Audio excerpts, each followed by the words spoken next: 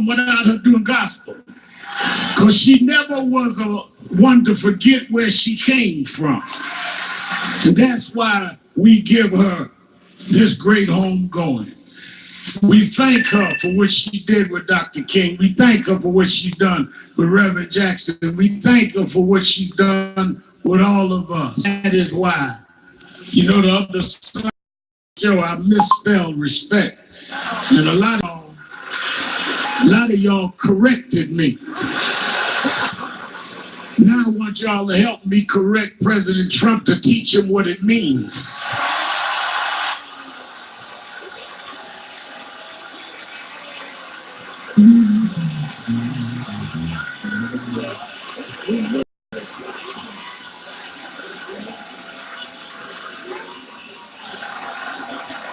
And that was on live.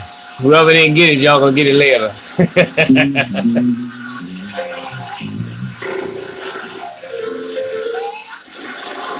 And I say that because when word had went out that Miss Franklin passed, Trump said she used to work for me. No, she used to perform for you. She worked for us.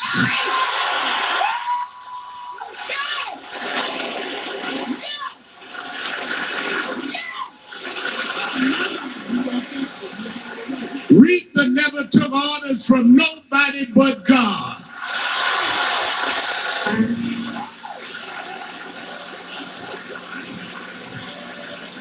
So Aretha, as you get your rest,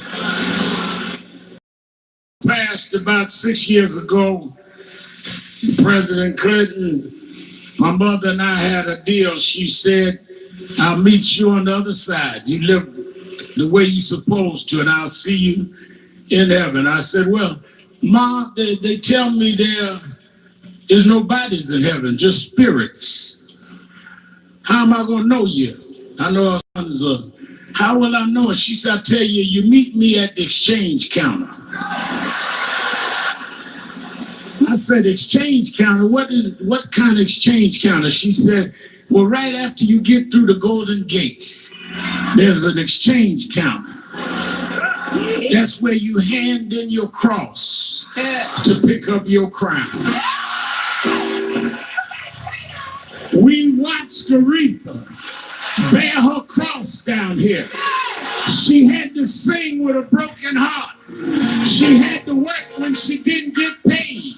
She was a black woman in a white man's world. She bared her cross. She fought a good fight. Now it's time to crown the queen.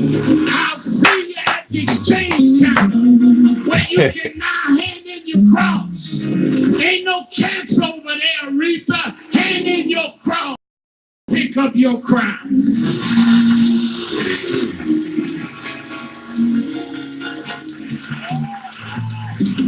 As I take my seat, I've been asked to read this.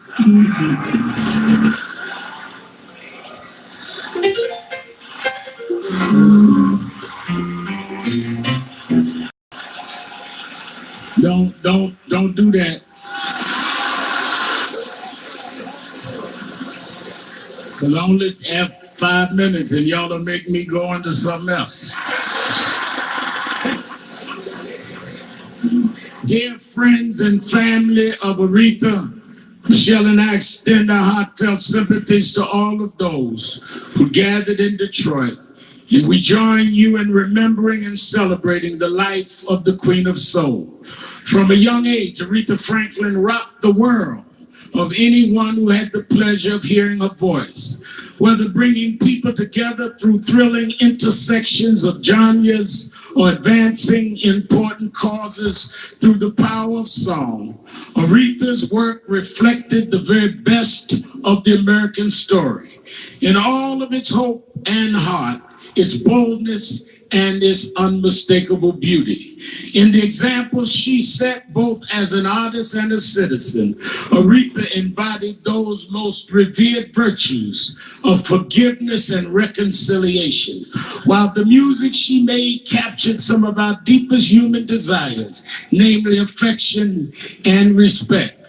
And through her voice, her own voice, Aretha lifted those of millions, empowering and inspiring the vulnerable, the downtrodden, and everyone who may have just needed a little love. Aretha truly was one of a kind. And as you pay tribute, know we'll be saying a little prayer for you. And we'll be thinking of all of Aretha's loved ones in the days and weeks to come. Sincerely, Barack Obama, 44th President of the United States.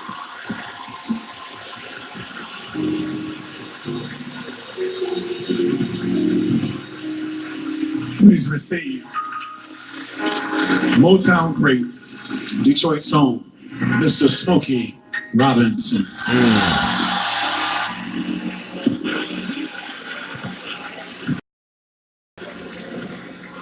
At Levi Stubbs, the Four Tops funeral a few years ago here, Smokey had all of the Motown recording artists to come and to stand at the casket. And I looked and I saw Ents and Walkers and gray hair and no hair. And I kept looking at them and looking at Smokey. And I said, I want what you drinking and eating. Give Smokey Robinson a hand. He'll be followed by the Clark sisters.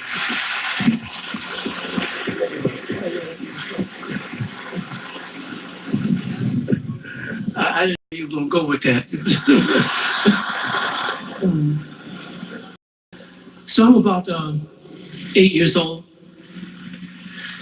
And I'm outside and I'm playing with my neighborhood friends, with Sackhead and Phoebe and Ollie, and we're shooting marbles because it was at a time when kids were able to play outside, you know?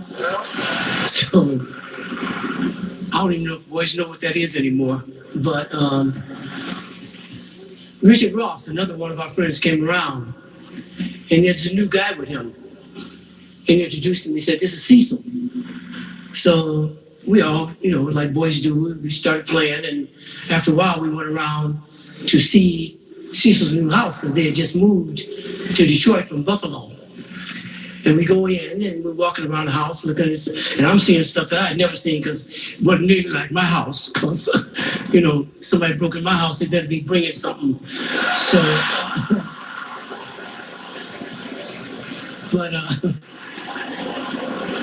anyway, we're walking around the house, and I hear music, the piano being played, and this voice that sounds like a little girl singing. And I go and look in our room, and I see you, and you're there, and you're singing. And that was my first meeting and my first sight of you. And from that moment on, almost we have been so close and so tight. And I didn't know, especially this soon, that I was going to be having to say goodbye to you or farewell or whatever. We've seen everybody, all the people that I mentioned earlier, pass on and go. And we talked about it many times, how we were the two who were left out of all our neighborhood friends. We were the longest ones. We weren't the only two left, but we were the longest ones. So now my longest friend has gone home, and you want to be with our father like we all have to do one of these days. And I know you're up there and you're celebrating with your family and with all of our neighborhood friends who have gone. And you're going to be one of the featured voices in the choir of angels because, you know, you'd have to be.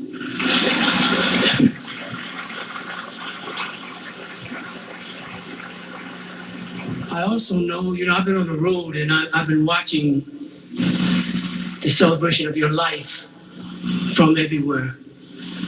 And I've been doing interviews from everywhere, from all over the world. In fact, the last one I did was from Brazil. And the station that I was talking on covered all of South America. So the world is celebrating you. And the world is mourning you, and the world is going to miss you.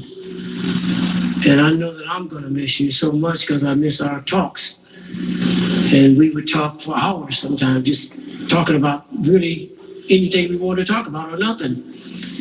And the last conversation we had, you were telling me that you were getting ready to do your movie, and you wanted to know who I wanted to play me. So I told you I was going to leave that up to you because you're so special.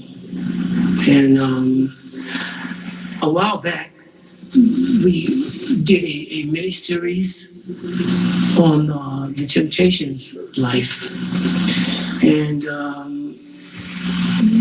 for that movie, I did a score. I did the score for the movie, and I had to write a song for Milton Franklin, who was another one of our close people, and I'm sure he won't mind if I sing a little bit of it for you because it fits you so perfectly in my life.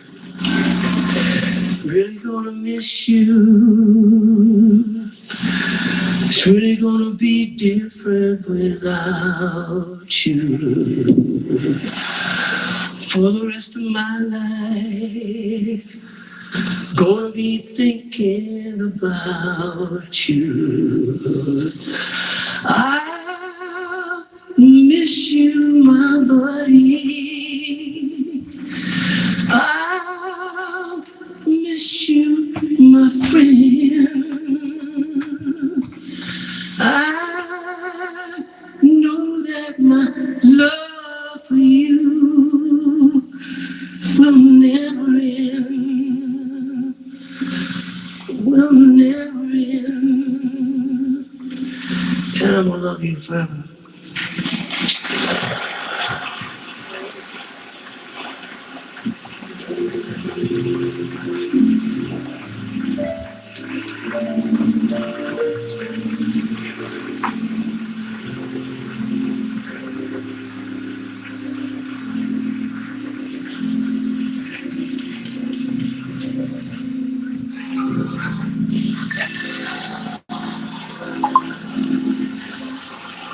You said, let's go to church.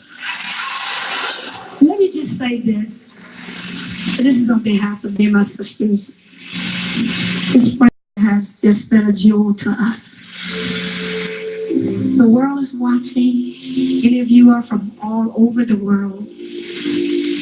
But I want to hear from Motown tonight. Let's salute the Queen tonight. Can we, Detroit, can we salute the Queen?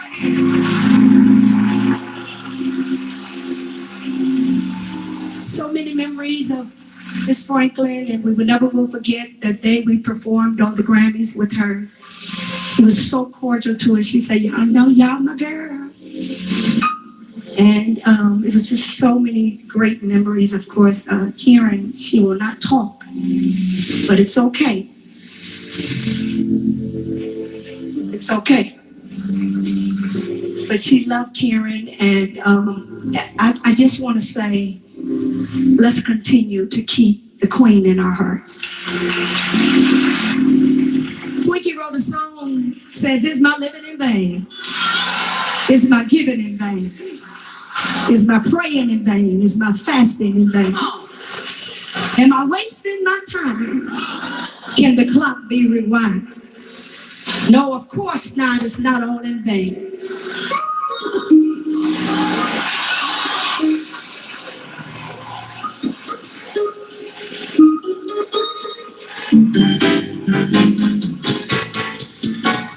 Is my living in vain? Is my giving in vain? Is my praying in vain? Is my fasting in vain? Am I wasting my time? Can the clock be rewind? Have I let my light shine?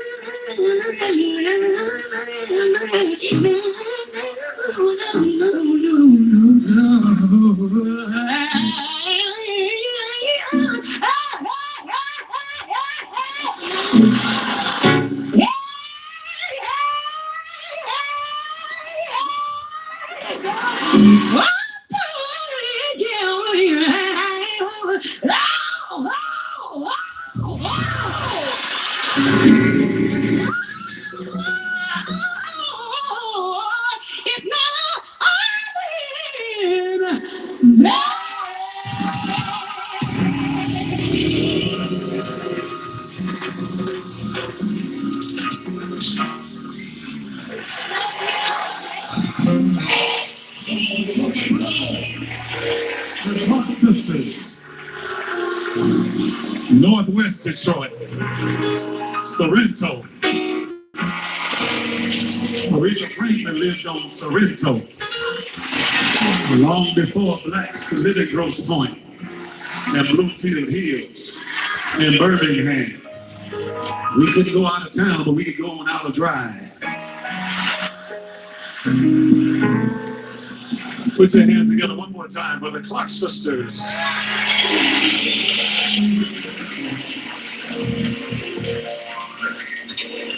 At this time, Mama Sampson is coming with the acknowledgments and condolences.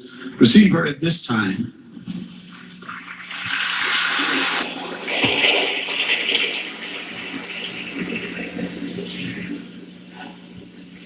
To the family of Aretha L. Franklin, Laura and I are deeply saddened by the loss of the Queen of Soul, Aretha Franklin.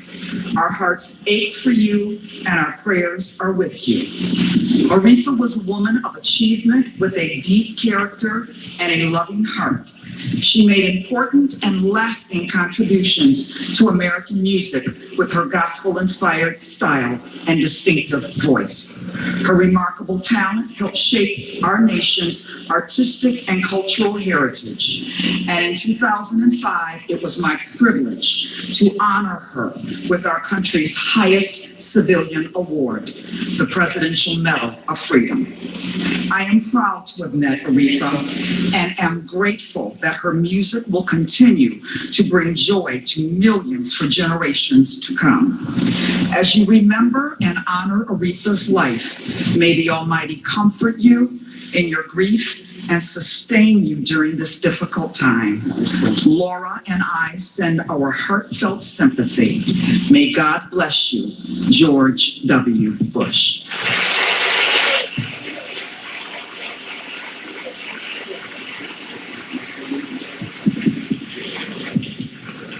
The family would like to recognize and offer a special thank you to the following friends and medical professionals who went above and beyond the call of duty to offer their services and comfort to Miss Franklin.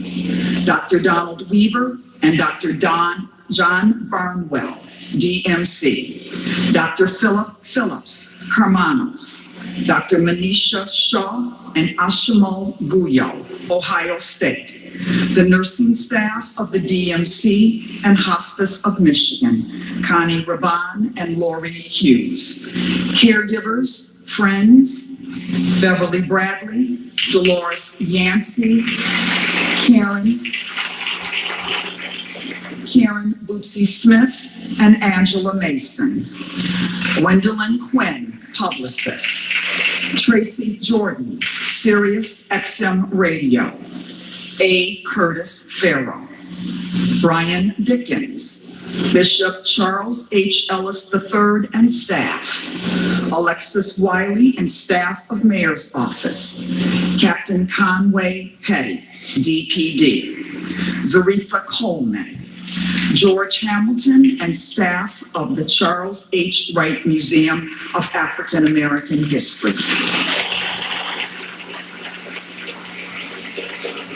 Swanson Funeral Homes, Ford Motor Company. Tribute hosts and sponsors, Shahida Mausi, Shane Park, Chemical Bank, Judge Greg Mathis, Isaiah Thomas, Marvin Beatty, Greektown Casino, Mignon Moore, Donna Brazil, Yolanda Caraway, Tina Flanoy, and Leah Daltrey. Friends, Harley Brown, Ron Moulton, and Linda Solomon Photography. Graphic designer, Dion Yates, and Linda Davis of R&L Color Graphics. Lastly, to all of the teams of Aretha's Angels who worked tirelessly to execute the celebration of her life and legacy. All of your acts of kindness will never be forgotten. If we have omitted anyone, charge it to our heads and not our hearts. All of your hard work and expressions of kindness will be remembered and properly acknowledged at a less stressful time.